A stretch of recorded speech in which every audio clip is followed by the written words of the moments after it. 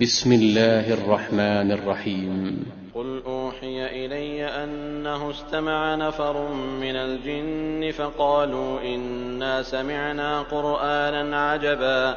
يهدي إلى الرشد فآمنا به ولن نشرك بربنا أحدا وأنه تعالى جد ربنا ما اتخذ صاحبة ولا ولدا وأنه كان يقول سفيهنا على الله شططا وأنا ظننا أن لن تقول الإنس والجن على الله كذبا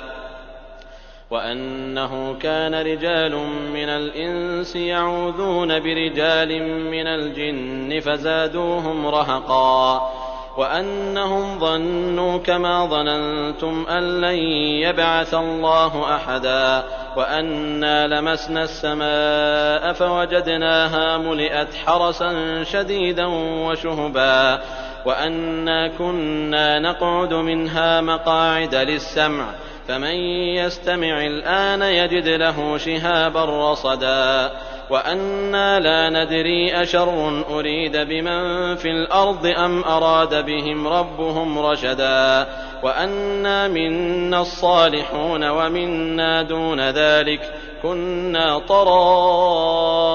قددا وأنا ظننا أن لن نعجز الله في الأرض ولن نعجزه هربا وأنا لما سمعنا الهدى آمنا به فمن يؤمن بربه فلا يخاف بخسا ولا رهقا وأنا منا المسلمون ومنا القاسطون فمن أسلم فأولئك تحروا رشدا وأما القاسطون فكانوا لجهنم حطبا وأن لو استقاموا على الطريقة لأسقيناهم ماء غدقا لنفتنهم فيه ومن يعرض عن ذكر ربه يسلكه عذابا صعدا وأن المساجد لله فلا تدعوا مع الله أحدا وأنه لما قام عبد الله يدعوه كادوا يكونون عليه لبدا قل إنما أدعو ربي ولا أشرك به أحدا قل إني لا أملك لكم ضرا ولا رشدا قل إني لن يجيرني من الله أحد ولن أجد من دونه ملتحدا إلا بلاغا من الله ورسالاته ومن يعص الله ورسوله فإن له نار جهنم خالدين فيها أبدا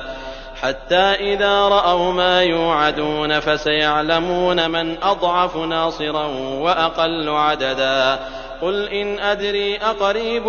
ما توعدون أم يجعل له ربي أمدا عالم الغيب فلا يظهر على غيبه أحدا إلا من ارتضى من رسول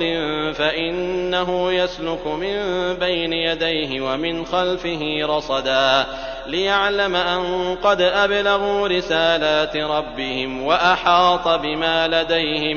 وأحاط بما لديهم وأحصى كل شيء عددا.